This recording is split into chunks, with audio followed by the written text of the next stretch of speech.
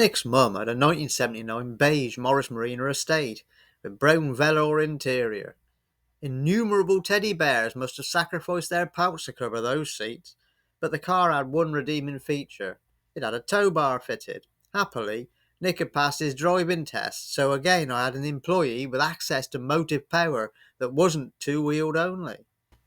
We were in the midst of winter again, January 1994.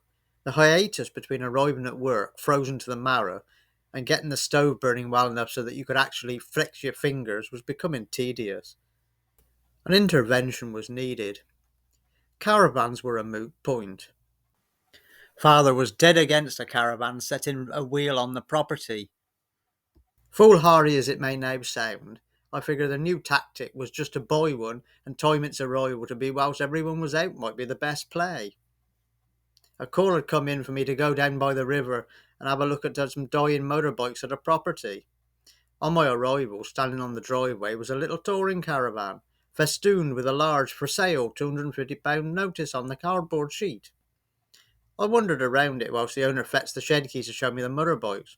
Everything seemed okay, but what did I really know about caravans? The bikes were okay, but the vendor had an inflated idea of what they were valued at, so no deal to be had there. He then seemed baffled when I asked for the key to the caravan.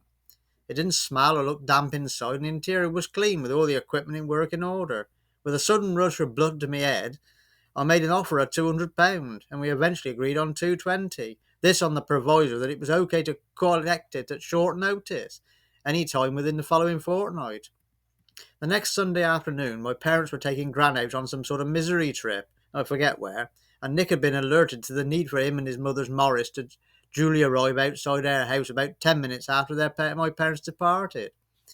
We made our way to collect the caravan. It had already been paid for, so we just hooked it up, tested the lights, and began our 5 mile trip back to the yard. Nick had never towed a caravan before, and the marina was hardly the best, so it was all taken at a sedatish pace. As we were coming up the common, my parents were coming the other way. Two long-haired blokes in a knackered Morris dragging an Abbey caravan. We were totally busted.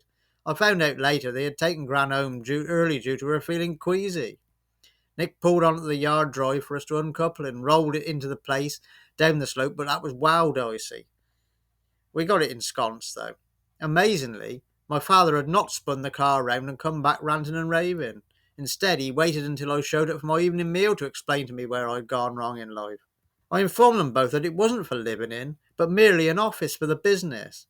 Things seemed to calm down after that. To give us some more room, we took a sledgehammer to the caravan's toilet cubicle, throwing it and the porta potty out into the edge. I connected up a fan heater, the TV, and a kettle. Job done. We could now warm up before starting work, while the stove in the shed got going. Morris Marina Power was also harnessed for a trip towing my uncle's trailer.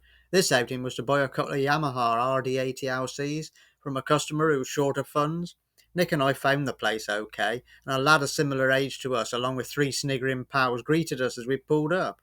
One bike ran, the other was purely a donor vehicle. I looked them over whilst Nick attempted conversation but got little.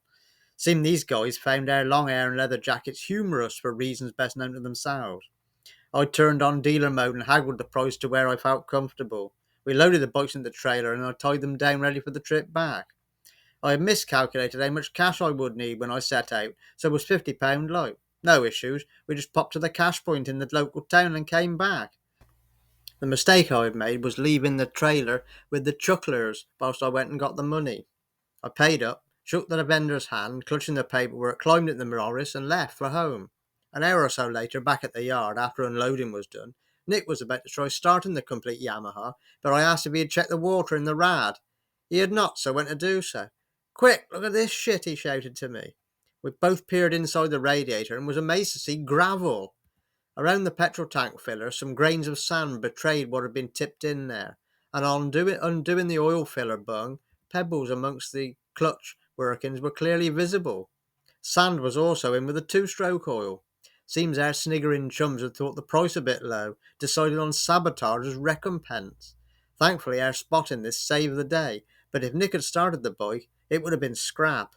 Next day, I stripped the engine casings off. Half a driveway of pebbles and oily sand fell out. I remedied all of this, along with flushing everything through. The bike was then started and ran very well. We tidied up the cycle parts, and I advertised it that weekend in a few free papers. It sold within a few hours of the ad being live. I was down at Paul's a few weeks later. The ex-owner and his chums were also there, saying how it was. "Ever get that RD going?" was the one's question, followed by a lot of grinning. I just laughed. "Ran well. All sold now. Profit bank, cheers." "Bollocks, is it?" another lad shouted. Winking at him, I put my helmet on and left on the Honda. Hello there.